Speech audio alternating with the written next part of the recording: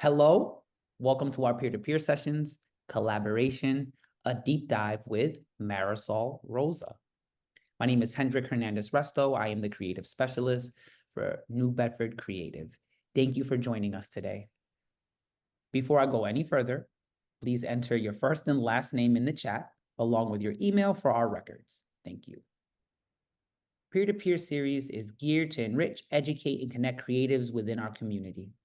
New Bedford is the home of artists, creatives, change makers, designers, entrepreneurs, and community enthusiasts. The peer-to-peer sessions embrace the pulse that makes New Bedford so unique while also expanding our knowledge and connections. New Bedford Creative offers many opportunities for artists and cultural organizations. Join our creative directory, apply to one of our grants or call for arts, list your event on our calendar, all for free, at our website, newbedfordcreative.org. Peer-to-peer sessions is supported in part by the City of New Bedford through its American Rescue Plan Award and Arts, Culture, and Tourism Fund, facilitated by New Bedford Creative at the New Bedford Economic Development Council. We would like to thank Mayor John Mitchell, his administration, and the entire New Bedford City Council for their continued support of the creative sector. This is just one component of a broader initiative to boost arts-based economic development and help the creative sector recover from the pandemic. Before I introduce our presenter, I want to go over the format for this session. Once I'm done, I will pass it over to Marisol. Once Marisol is finished, we will open up for Q&A. I will review the questions in the chat first, and then we can continue with the Q&A live. We will have about 20 minutes for questions so we can wrap up by 2 p.m. Just so everyone is aware, this session will be recorded. Please feel free to put your questions in the chat so we don't miss them when we open up for Q&A. Yeah. Most sessions throughout this series have been recorded and can be found on our YouTube channel at New Bedford Creative in the following week. I would like to introduce our guest speaker, Marisol Rosa, who will teach us what she knows about the art of collaboration. I will now pass it over to Marisol to share more details of who she is, what she will present for us today, and what she knows. Go for it, Marisol. I am muting myself now. Hi, everybody. I'm Marisol. I'm a healing artist here in the city, and as well as working with other arts and culture partners to provide art education at various institutions, local public schools, and other various collaborations individually. So this little series I created, or really just the slide that I created, is just kind of a little collection of my own dealings with other institutions, organizations, and local small businesses, and my wisdom from that experience put into a little slideshow so I can teach people how to collaborate with others and what that looks like. So what I'm going to do is I'm going to share my screen. So collaboration to me can mean a multitude of things. When we're thinking about collaboration, we're not just thinking about what we can produce with another person, but how we relate to one another as well. Because collaboration can mean a bunch of things, not just with organizations, institutions, and businesses, but it's how we work with each other. And so we're going to talk a little bit about that today. The art of collaboration, what we're going to be learning is creating project proposals, what alignment means, identifying potential collaborators, agreements and contracts, planning and implementation, and maintaining relationships with partners. So this is a very big aspect of collaboration. We can't do any type of collaborative effort without these factors. So this is a little bit of a timeline of what the art of collaboration is, or what it means to collaborate with another. You can't do one without the other. So it's a sequential, consequential timeline. You need to start here to end up all the way at the end here. So you need to create a project proposal and a budget to be able to align, to be able to identify potential collaborators, to be able to make agreements and contracts, to plan and implement, and to maintain the relationship and partnerships. All of these factors are needed to be able to have a collaboration go without a hitch. So let's start at your basic first step, which is projects and proposals. Your project and your proposal should have a very clear vision of an expected outcome and a concise path on how to get there. What does your idea need to come into fruition? What is necessary to make this idea come to life? And what are the moving parts? Who needs to be involved? What is expected and who is responsible for making these parts move? It's very important to make sure you have all your ducks in a row before proposing your idea to a potential collaborator. There's nothing worse than someone coming to you with an idea and it's half-baked, right? I have this idea, but they don't have any idea of what a schematic might look like or a system in place to do so. You want to make sure you have all of these ducks in a row before you're proposing an idea to especially institutions and bigger organizations. When it comes to collaboration on an individual basis, meaning a colleague or a friend or a professional, an industry professional, it can be a little bit more lax, but when you're going to an institution like a school, a museum, or a library, you want to make sure you have all your ducks in a row before doing so. So what does this look like? Well, I was given this project fish by a colleague of mine, and then I filled in the blanks with everything that I would need as somebody who's in program management, but also as somebody who makes events happen in the city. So it's very simple. I know it looks a little bit convoluted here, but I'll go through it. And feel free later on when we do give these slides to share this or to save this for yourself, because this is a very nice outline as to what it takes to make anything come to fruition. So here at the head of the fish, you can see that there's the project proposal or the idea. This is just what it is. Let's say you want to, for one example is I did a drag show at the museum. That would be my idea. Project, proposal, idea, drag show. Right there at the top of the head. And I love how it's idea because it's in the head. Yay. Where you can see the tail or the spine has all of these working parts. On the outside of it are all of the almost overarching themes. So you'll see key players, artists involved, educators involved, admin support, and even what the workshop or the event or the class might be. Because again, this is a program. You can fit this to anything, but for me, it was programmatic. So you want to make sure you have what it is, right? What is this program? What is this idea? What is this event? And over at the top, we have a budget, we have marketing, and we have external, internal marketing. So every single one of these have spines. You can see the spines kind of underneath. It's a little bit hard, but on these spines are all the aspects that are necessary to be able to do these overarching themes. For example, let's go right into budget. To create a budget, we're going to need to figure out what our funding sources are. So when you're dealing with for example, an institution like a school or a library or a museum, for example, you need to know where your funding sources are coming from. This could be grants, private foundation grants, local funding grants. This could be individual donations, or it could be coming out of the pockets from the organization itself. But you have to identify where the funding sources are coming from. Then you need to figure out who's fiscally responsible. That means how is this going to be split? How much am I going to incur for financial responsibility, and how much is the institution or the organization is going to incur? You need to have that identified beforehand, and then you have to have a proposed budget, which is right here. The cost for marketing, educators, artists, admins, supplies, whatever the cost might be to create this idea, you should have that written down and ready to go in case they're wondering, well, are you going to be paying for this? Are you going to be paying for that? It's kind of important to have that nice and laid out beforehand. So you're considering all moving parts when you're creating this budget. And I'm sure that there were other budgeting peer-to-peers in the past, so I won't go too much into creating that. It's very highly specific to what it is that you're doing and what you're creating. Right underneath that, you'll see key players, artists, and educators involved. I put that right alongside budget because they're involved with the budget. They're included in that cost. And in that cost is their onboarding. We're talking about giving them W-9s and contracts, manuals, timesheets, whatever it is that your organization or however you want to manage how they're getting paid. So that's all in the budget, this whole line. And it's also involved with the key players. You want to know who's going to help you with this project or with this proposal. Next in line, you have your marketing requirements, your marketing materials required, and you have admin support. I put this in the same line because both of them are kind of similar in that they both need to happen simultaneously.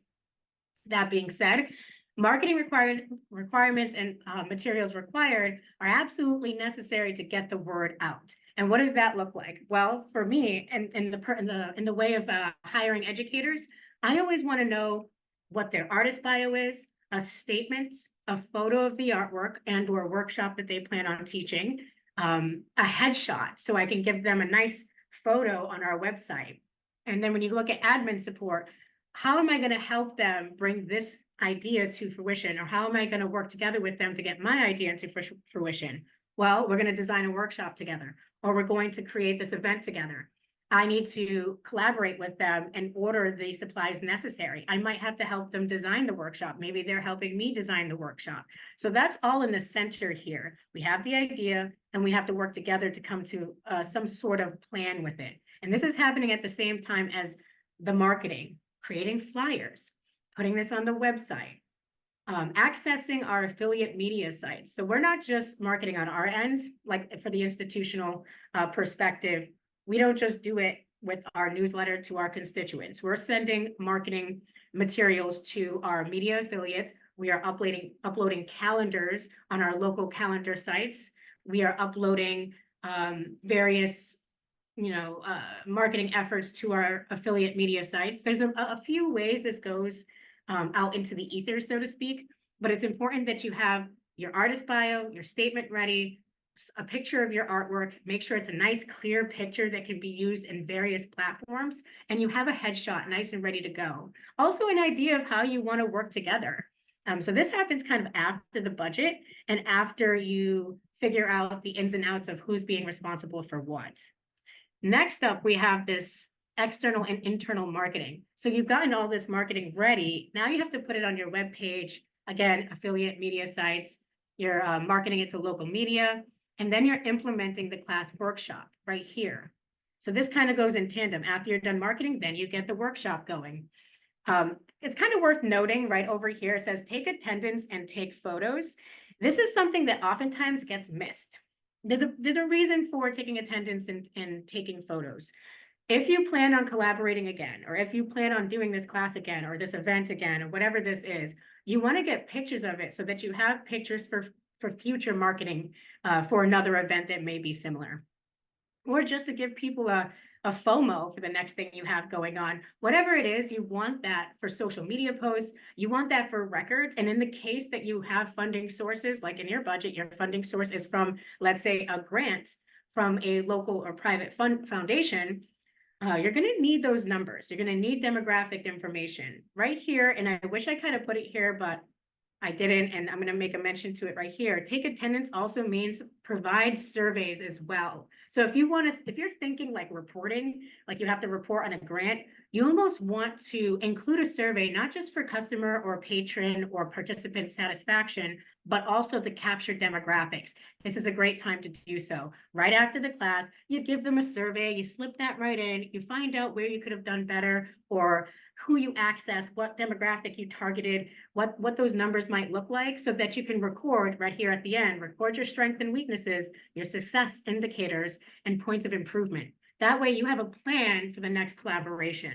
So this kind of here, this project proposal fishbone diagram is a really good place to start if you want to start your project proposal and you want to kind of outline what that budget's going to look like, and even outline your contract and your agreement, because right here is everything you're going to need and who's responsible for it. So this is a good place to come back to at any point in the process of the art of collaboration, so to speak.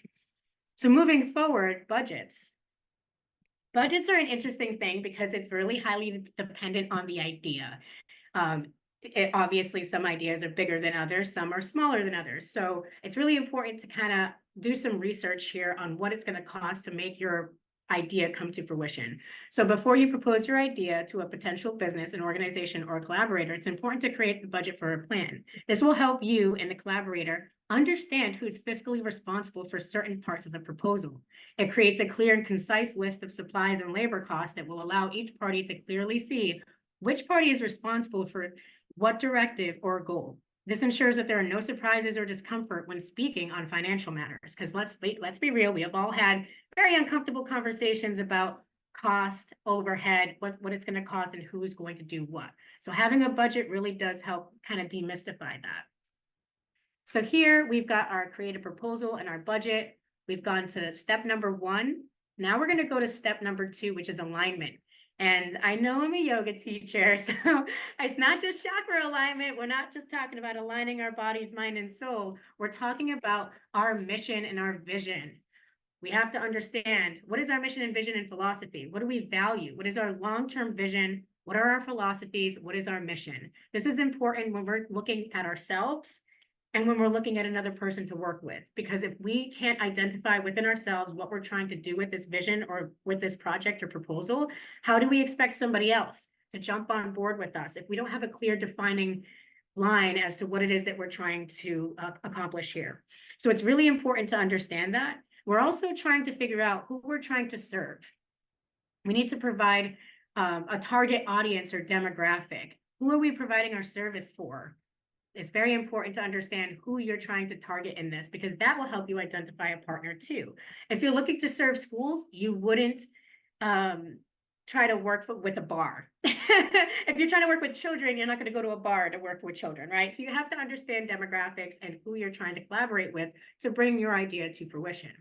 The next part of this is, what are your goals?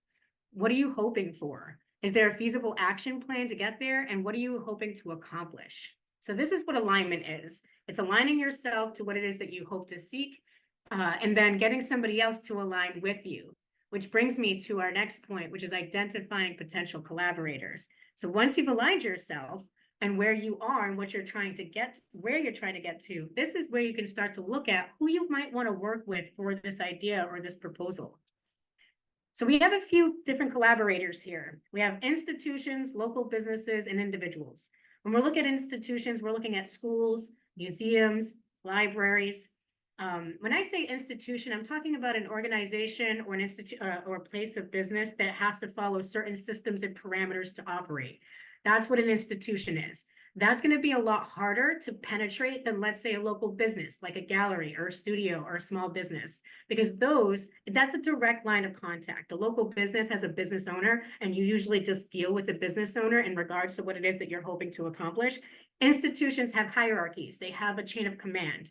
They have certain systems in place in their dealings with others that you have to follow. So you really need to understand those kind of dynamics in order to kind of target that specific group. And then you have individuals. These could be friends, colleagues, and industry professionals. Individuals are also an easier group. Local businesses and individuals are the best, easiest ways to go. The harder ways to go would be the institutions, because there's some red tape, there are more systems, there are more dynamics at play. So we can kind of target that if we have an idea of what those dynamics are and what those systems are. And if we have our ducks in a row, because they're more serious. They want you to have your budget, your proposal, and all the things laid out in front of them in a nice little packet ready to go, because they're busy and they have to see if they have funding to allow something like that to happen. Local businesses, there's a little bit more room and it's more flexible in that regard, especially with individuals. One thing I would like to note is friends, colleagues, and industry professionals. Friends can be your colleagues. Friends can be industry professionals. Industry professionals and colleagues aren't necessarily your friends. It's worth noting that. And I'm not trying to be any kind of way when I say that, but this is just the fundamental truth. Your friends can be colleagues and industry professionals, but that doesn't necessarily mean you can be friendly to your industry professionals in the way that you are with your friends. It's nice to be amicable and it's nice to be friendly and happy and go lucky. But when it comes to getting down to brass tacks, industry professionals are going to be more serious than your friends or your colleagues. So it's worth understanding those dynamics before you start those collaborations with those individuals, especially on a friend-by-friend basis. A lot of things can get a little bit hairy when you do collaborations with friends. There's a boundary there, right? That can kind of get crossed. Your friends, you like to hang out, you might have certain conversations outside of the work realms, and then now you have to be serious, and now you have to hold each other accountable. Now there's money involved. So you kind of have to understand these dynamics to be able to make them kind of work fluidly. How do you get a friend to be more accountable? How do you get a friend to be more reliable in the work realm, right? It's kind of you have to be a little bit more decisive and a little picky when you're picking your friends for collaborations, because not every friend is going to be a good collaborator. And that's, again, no tea, no shade. We're not here judging. It's just a simple fact that you need a very reliable person to do the work with you. So these are your potential collaborators. Identify who your demographics are, what's your target audience, and then you can figure out which of these three realms you would like to work in: institutions, local businesses, or individuals.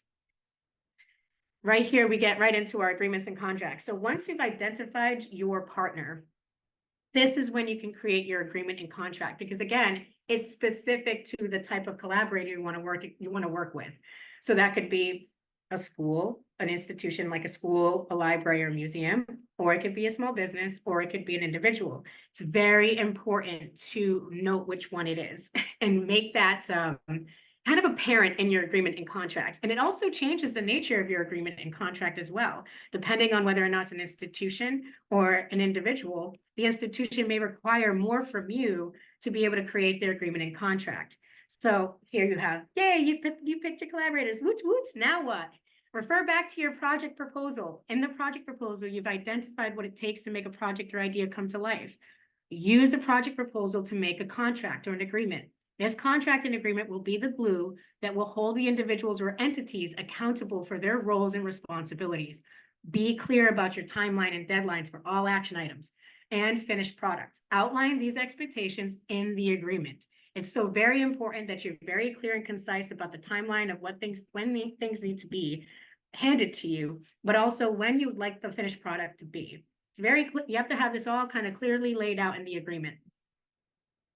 So how do you want to build this agreement or contract? Again, you want to go back to the project fish to do that, or your proposal.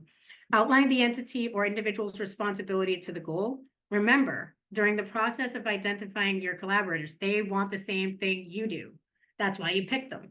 But the agreement should represent equitable work and accountability for the outcome.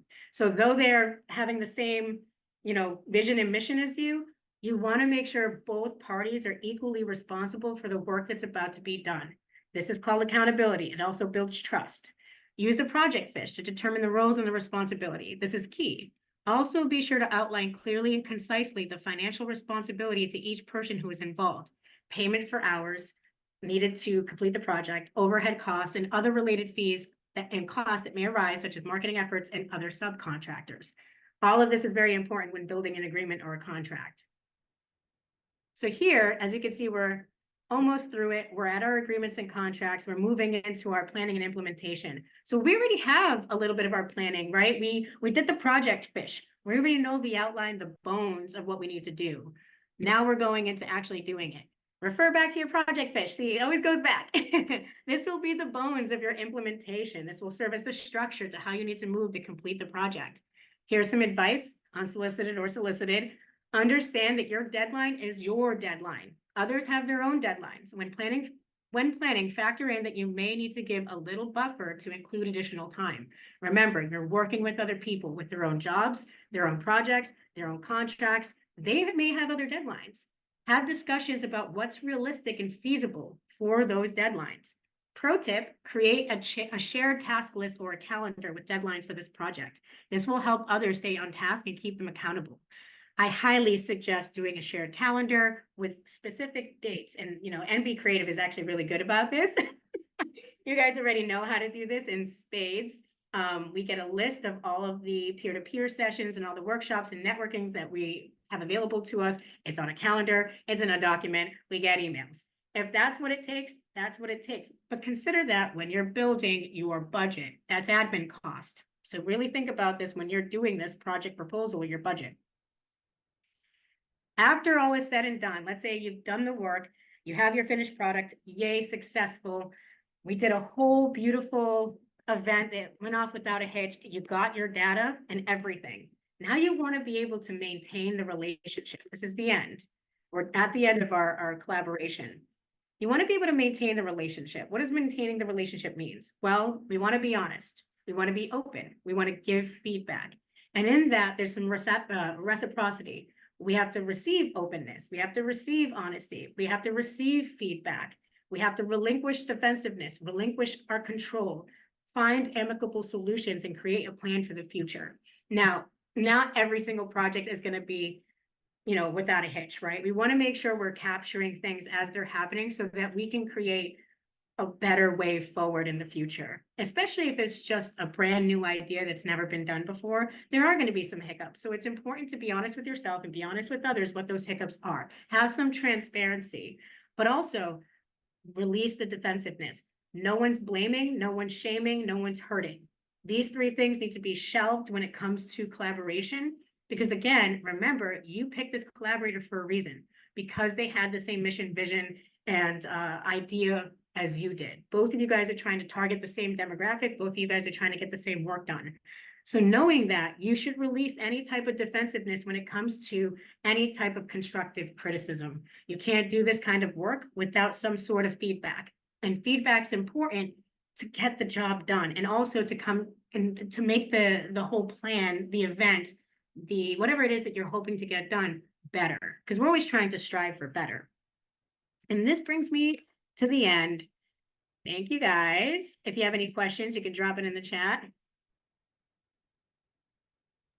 Let me take a look in the chat and quadruple check and see if there's anything in there. If anybody does have any questions, you can drop them in the chat, and that'll be the first thing we do, is go over that. But if there's nobody dropping it in the chat and you would like to unmute yourself to do so, because I'm not seeing any there, I'm scrolling as much as I can all the way down. Please unmute yourself and ask Marisol your question now. Marisol, I think that was an excellent overview of collaboration, really well done. And I have never heard of the Project Fish before. You know who taught me about Project Fish? Kat Knudsen. What a wonderful colleague, friend, and industry professional. And she gave me the Project Fish, said, hey, you should use this outline. I used the outline and put all the things that are required to work with an institution, like at the museum. So I put in all the things that I needed, but the Project Fish outline was Kat Knudsen, for sure. Very appropriate for New Bedford, too. The number one commercial fishing port in the nation. Yeah, I didn't know that. So my question is, what I love about working with artists is that a lot of artists come from a holistic point of view, and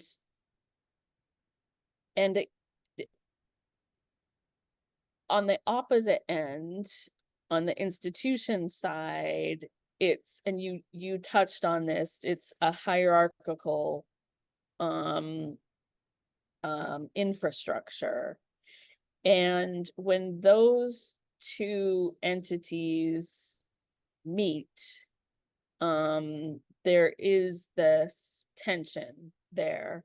And I'm wondering if you have come across any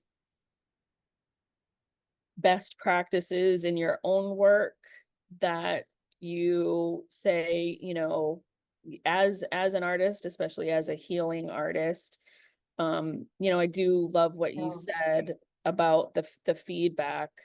I wish everyone came with feedback that was constructive criticism and not blaming and shaming. And what was the third thing you said? No blaming, shaming, and something else. Judgments, maybe? Yeah, because that would benefit all of us if we could really have conversations like that. So I'm curious what you think about that. My best practice for that, I think it's always meeting people where they are. I think a lot of us can be defensive in how we're receiving, and also when we're giving that kind of constructive criticism, we can feel a little bit like we're doing someone a disservice, as if we're hurting them. Again, relinquishing the defensiveness entirely, and remembering that both of you guys are on the same page. That's why you picked this collaborator, right? You guys both want the same things. And this is why it's really important to identify the right collaborators, because the right person should not be getting this, triggered in a sense about the constructive criticism. They want the same things that you want. And even if they do get triggered, I think coming back to the original goal, the original points of working together and being like, hey, I'm on your side. That's why I'm here.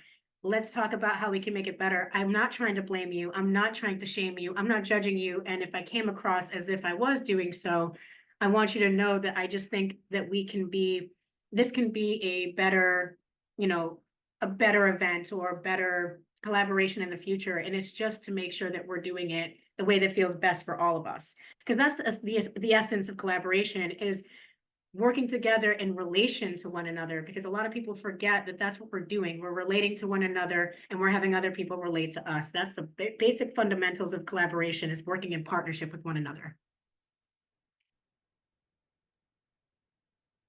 And then my next, I think that's a great point. And as far as us on the New Bedford creative side, we are always looking at it from how can we improve and kind of break down some of the barriers that are in the way of some of those collaborations. So I had another question for you, and I totally the friend collaborations. Oh, I've had really great experiences with friends, but I have heard from other people that didn't. And I was like, oh, please tell me more. And they were like, oh, they're such a good friend, but they're disorganized and they're chaotic and they have so much going on. So I've had good interactions with my friends because, again, I know how to pick my collaborators. But other people, I'm like, I'm so sorry.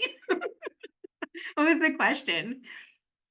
Well, that was exactly it. Just like, how do you tell? But I think that if you know how your friends are with you and how they operate with you, like if you're meeting them for dinner and they're always late or they no show or rescheduling, that's how they're going to be in your project. Yep. And I think also, like, I've had some pretty deep discussions with my friends, and they can handle my truth. They can handle me living in my truth, and they can also handle me giving them truth. And with that kind of relationship, we can hold each other accountable, and we can hold each other to some certain point of, or some certain standard of care, because that's essentially what you're doing with collaborations. You're holding other people accountable to a certain level of care. And that's partnerships in general. And that's why I pick friends the way that I pick friends and I pick collaborators the way that I do, because I know that there's a certain level of care. And I think that's missing in our society in general, is that a lot of people go into things a little bit dispassionately, a little jaded, sometimes a little cynical. And that's not the place you want to be in when you're considering partnership and collaboration. That's what I love about New Bedford, because most people who are doing really cool stuff here are really passionate about what they're doing. And so I know there are cynical people too, but but for the most part, I mean, people really care about, everyone who lives here and works here and does amazing things because of it. I also would like to hear from you. Is there a time when something didn't go well, but you the partnership or collaboration got stronger because of a hard or difficult time? Good question. Let's see. All right. For example, I'm on the board for the New Bedford Film Festival, which, by the way, went so well. And that was and this is what I was talking about with, first ideas, first time doing things. And you get these really strong individuals that are feeling very passionate about what they do. The New Bedford Film Festival was a direct byproduct of that exact statement. You had a bunch of people that wanted to see this idea come to fruition. And then you had everybody jumping full-fledged, all 10 toes down. Because it was such a new idea, of course, there were some hiccups, right? Things kind of went a little haywire. We got last minute, people calling out of things that they wanted to do. And I won't mention any names, but, some people couldn't do it anymore. And then we had to last minute scramble to get some other venue for something. There were a lot of things like that happened. But with the constructive criticism, and this is why I was okay with joining in, is because I did say my piece, and now we're finding better systems to do things in the future, but also everybody else did too. We all knew, the disadvantages and advantages of certain aspects to that, excuse me, aspects of that or that organized event. We all knew what that was, and we all identified it, and we all talked about it later on to make it better in the future. But that's why it's always important to know your collaborators. Ethan is somebody I've been watching since the dawn of time. I've been watching Ethan's growth and his collaborations here in the city for at least 5 years. And knowing who he was professionally, because I've seen his work either with the City of New Bedford or with you guys or with other people, you can almost guarantee that he's going to be somebody who's open to that. And he's going to be working with people in a really good way to do so. So we did have some hiccups with that. Of course, it wasn't perfect, but I think like, because every single one of us really wanted it to happen, we were all coming from a place of that passion, that understanding, that compassion, and empathy almost like, oh, this was our first time. This was our first one. Like this was, it still went well. Like it went more than like good, honestly. It was like fantastic. Knowing that it went well, we could still be there, understanding that constructive criticism and being like, now we have something to shoot for in the future. Let's make it bigger. Let's make it better. Let's tighten up over here. Let's tighten up over there. Looks like Kevin Great joined point. us. Yeah, that's a Looks good like point. In the New Bedford Film Festival, because I did attend I didn't attend the whole thing, but from my perspective, it seemed like it was so popular. Like every single room was over capacity. And that's great, a great kind of breakdown to have. But yeah, that's a great example. Thank you. and even that, if you think about the New Bedford Film Festival, the structure was amazing, right? Not only did we work with arts and culture partners, we worked with small businesses and we got people in the doors getting percentages off on certain days while they were in attendance in the film festival. It brought business to downtown New Bedford, which is what we want. We want to nurture collaborations with these arts and culture partners, but also our community. And it brought small business into that as well. So that was a perfect example, honestly, of collaboration. So kudos to my friend Ethan over there and the whole board and everybody else.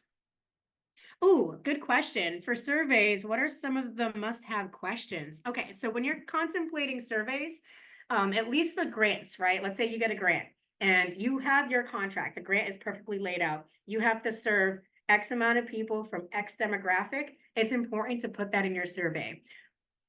Are you a female, male, gender non-specific, or gender neutral? Have those questions laid out. Do you identify as LGBTQ? What is your race, your ethnicity? Where are you from? How did you hear about us? What did you participate in? Those kind of questions. And then for satisfaction, now depending on your grant requirements, right? So I've had grants that were specific to mental health. I've had grants that were specific to providing education, right? So you want to make sure that your questions are specific to what it is that you have to provide people. So for the case of mental health, for me, the stipulation was social isolation. My question was, did our art classes get you to socialize with other people in your community or in your family? Were you able to take these art classes and feel better and communicate and connect to people in your community or family members? And they would put that down and they would tell us how. Or if it's technique specific, did they expand in their skills? You can ask them, what did you learn? What was your favorite part? These are the kind of questions you would want to kind of ask them, and it's all dependent on the grant requirements. Or if it's satisfaction, you're just asking them, how did they enjoy the class? What could you do better? What was your favorite part of the class or event, whatever it is? And when you do a large event that's free and open to the public where thousands of people are attending, it's a bit harder to get surveys. You can't, it's impossible to get surveys from everyone, but a sampling, and I'm wondering what a good sample size would be, like 50 people, 100 people, I don't know.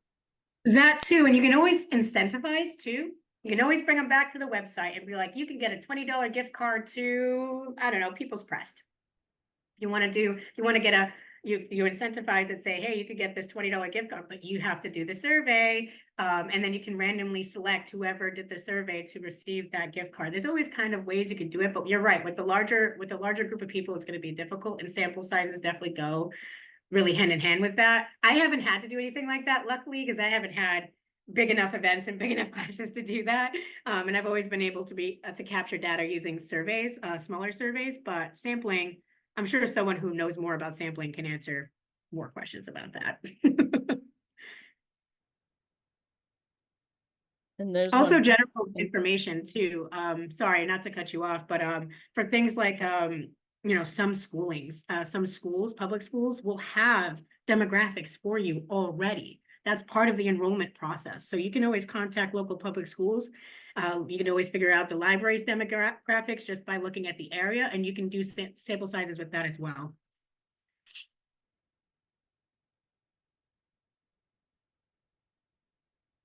There was also another question about do you do surveys for attendees and collaborations, or do you use the same survey for both? I have different surveys. So it's funny, I'll have one geared for the participants, and then there's one so for example, there was a collaboration I did with Little People's College. I had surveys for the children who were participating in it, so the parents would help them answer questions. And then there was a section where the educators would give feedback about our educators, which helps.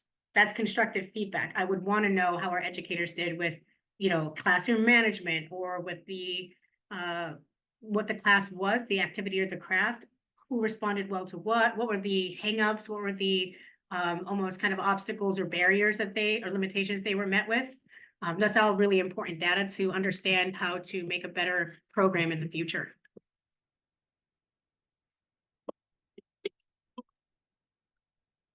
I don't have a question. I do think that it needs to be doubled down on that your friends can be colleagues and collaborators, but that not all collaborators and colleagues are your friends.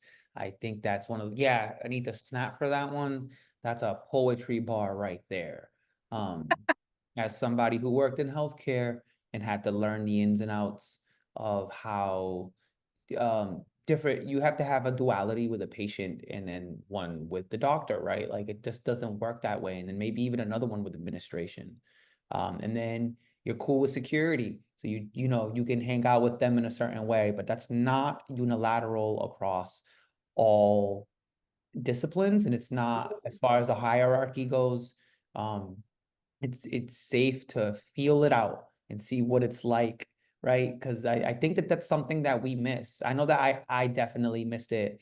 And I've missed it a bunch of times where I feel like, okay, cool, we're cool, we like each other, everything's cool, we're definitely friends, but that there's a line, and that you have to keep that completely separate and professional, and that there might be time some other place outside of work where you can be friends, but that your coworkers are your coworkers, your colleagues are your colleagues, subordinates, superiors, keep those relationships in line, be polite and kind to everyone. But I feel like that needs to be doubled down on a lot. Yep, definitely. I think it's really important to know the dynamics, knowing what your relationship is with that person. What is the role that they play in your life?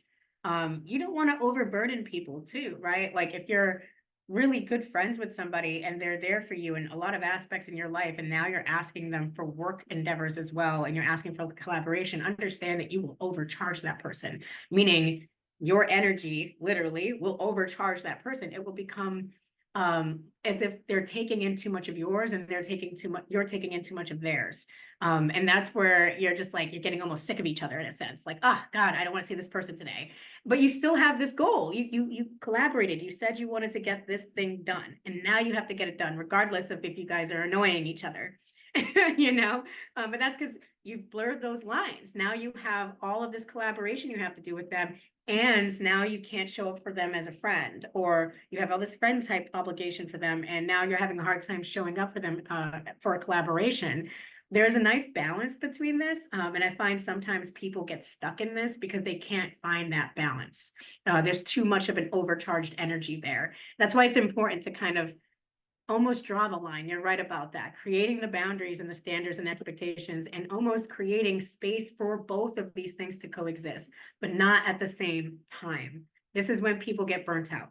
Have your friendship time, have your collaboration time, but don't mix the two, because you're going to get in a lot of arguments. It's so true. It's so true.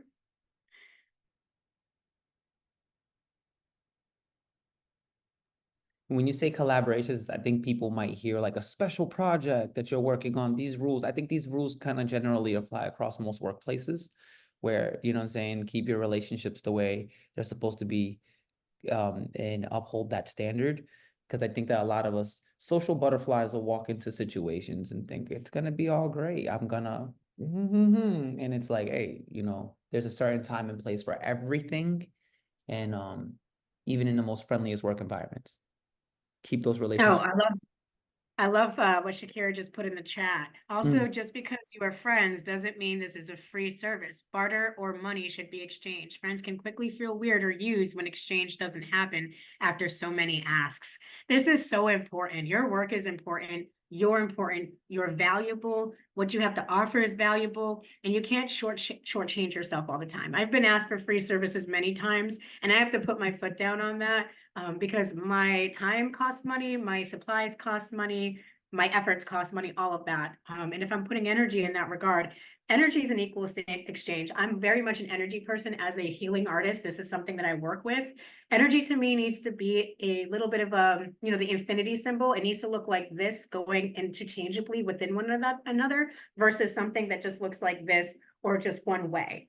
And that's how you can get quickly depleted, resentful, angry, disappointed, all of the negative emotions that come with relationship building because it's one-sided. We never want to feel taken advantage of or that our services or what we're providing isn't of value.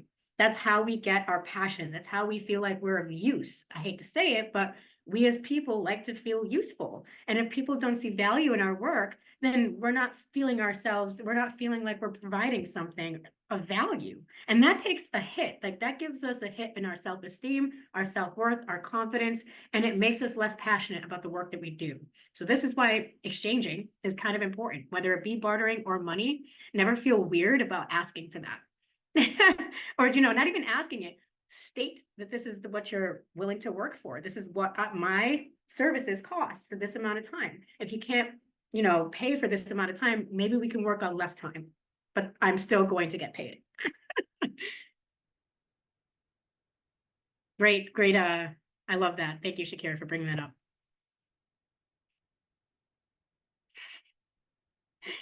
Silent snaps. Right. Any more questions, comments, concerns from anyone, whether in the chat or on a microphone? We'll give it a second just to make sure.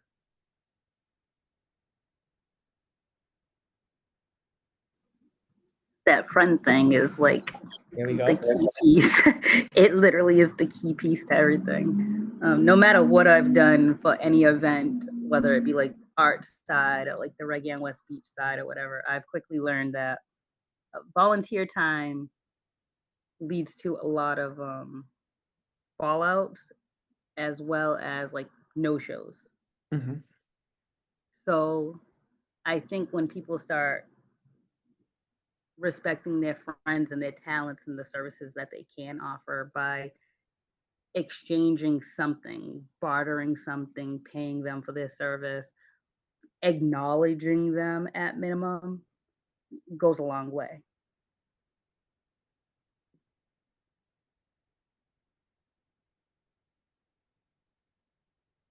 I agree, for sure. I was going to say, I think a lot of us are scared to put value on ourselves and on our talents. So we just tend to kind of let it go by the wayside. And then we get frustrated and burnt out. We don't speak up about it. And then we kind of double lash out on them and on us. There's a level of confidence that needs to be acquired. And then from there, you have value that you acquire from that. And then, self-worth, and then you advocate. But I think a lot of us are just scared and fearful of putting a value on our stuff. Definitely scared too. I know a lot of people are afraid to do that because they feel like if they don't do it, they'll lose out on opportunities. And there's a fine balance with that. I've done a lot of things where I've donated time. Definitely, for sure. I've volunteered. I've given free classes out, free services out, just so I could get my name out there. But at some points, you do have to cut that. Cut that as soon as you've gotten your name out there and you've done enough work to get people to name recognition, right? To get enough people to know your name. And now you could start charging for your services. So if you're doing that, let's say you are doing free services, and this is just for people who are starting out. If you're already like seasoned, I wouldn't go back into this, not by any means. But for those who are just starting out, you almost want to give a taste of your stuff. Don't give everything out. Don't do hours and hours and hours and hours of free labor and free services or whatever it is that you're producing. Give a little bit. You don't have to do the most, because remember, you're giving them a taste of what you have to offer. If they want more, they can hire you. I have no problems with that. And this is, this is coming from somebody who, is an entrepreneur, but also has worked in the institution side of things. I understand what it's like to pay people for their work. I understand what it's like to ask for volunteers too, and how to get volunteers to stay on board, which by the way is a tough one, but there has to be, again, an equal exchange. What am I offering them? I think at one point I was giving out free museum memberships just to keep people volunteering. And, that's a small cost, but, they get percentages off, and it comes back to us at some points because then they'll join classes because they have the 10% off of a class because they have a membership. Things like that. Find a way that it'll benefit both parties, but you can still get them coming back to you always. Yeah, and those things don't even have to be like super expensive. I know when I first started doing like Reggae West Beach with like Fitz, it was like, we got this much money to do this big of a thing, and we need some help here. So like, what can we do? Like, if we have crossing guards, like, and we have no money to pay them right now, like, what can we? Here's a T-shirt, and make sure they have water and feed them lunch. Like those little things. Nobody's gonna want to come stand in the street in 90-degree heat for 4 hours, and you didn't even feed them. Like, and we made a mistake once of saying like, oh, we'll just tell them to go to this specific food truck and they can get food from there. And then they took advantage of that and started getting their friends' food. So that had to get cut off. But then, yeah, so we learned, but it's like one of those things, like you learn and you just readjust. So then we did grocery shopping the night before, and we made everybody like pasta salad, potato salad, like, jag, like meals that would stretch, that we could like put in a cooler and make sure that everybody was being fed, and then we wasn't going broke at the same time. So sometimes it takes a little bit more work on your end, because like, who wants to be cooking the night before like a huge event? But at the same time, you can't have this event without these safety people if you're not feeding them at minimum. Now we can pay them a little bit, and they've stuck around because of that. Like they see like we're trying to get them, pay. So like now we're able to pay them minimum wage, tax free, which is pretty decent. And then the main people, we upped their pay this year to $20 an hour, tax free. So that was pretty good. And it's like, if I have to skim on something someplace else to make sure that they get paid, I'm going to make sure that I do that. Hopefully we can still grow and not be broke, but and you know what, the art of collaboration can be applied to sponsorship. This entire concept can definitely, the whole proposal fish can definitely be used in regards to seeking corporate and or small business sponsorship to cover costs like food and t-shirts. Yeah, like this year was my first year actually doing sponsorship like for anything ever, like on my own. So I was like, what do I do? So I was like, well, I'll just put something in there that I know that I'm capable of doing. So if somebody falls short, I can still do it. And then I was able to get like, I think we got like 4 of them total in like a week. And I was like, well, that's crazy. I didn't think it would actually work. So I'm happy that I'm like learning that process. So that's cool. And then some of the things that, sponsors were supposed to get in that package, they didn't even want it. They were like, oh, like just keep it or whatever. So we were able to like either pass it on to another person, or like somebody who was having like a financial issue that wanted to be involved but like couldn't pay the fee. And then we just kind of like evened it out that way. So it kind of worked out for a lot of people. So it was pretty cool. Love that so much. You guys are growing, and that's so impressive. Yeah, it's kind of getting a little bit. Is it because of your friends, the collaborators? I'm just kidding. Yeah, and we're able to actually pay them like, decent. Granted, we wish that like, especially for like sound, I wish I could do more for the sound guys and the DJs and stuff like that. They're getting more than what they would if they would like book like a birthday party or a baby shower or something. But like for an event like this, it wouldn't happen without them. So we need to figure out how we can pay them a little bit better. Right? They've been sticking around and they like to work with us, so that's cool. We I think feed them.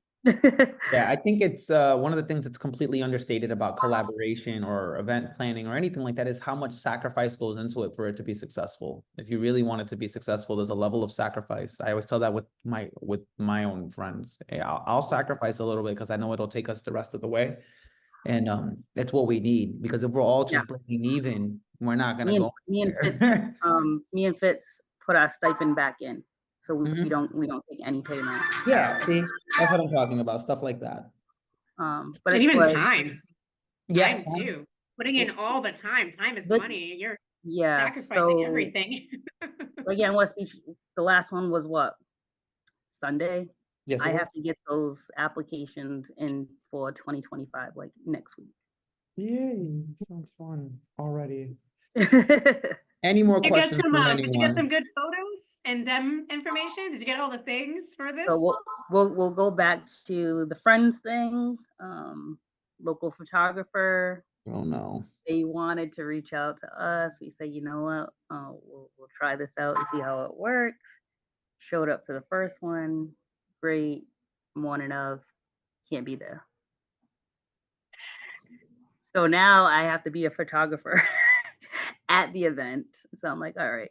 What we did was like hashtag ROWB24. We'll just steal their pictures for and from the people that are there, and Just we'll make edit it them. work, and we'll throw the stuff all together in there, and then between like the people that are well, they're not volunteering anymore, but like the staff, they're taking pictures while they're out too, and then we just kind of like merge them together. So that was the backup. We've learned in the past that this stuff does happen, and it happened again. So at least we had a plan this time, because the other time it was like, Reggae West Beach must have been fun because none of us have memories because none of us took pictures because we were too busy working. Yeah, that's what ends up happening. You So end we up learned our lesson.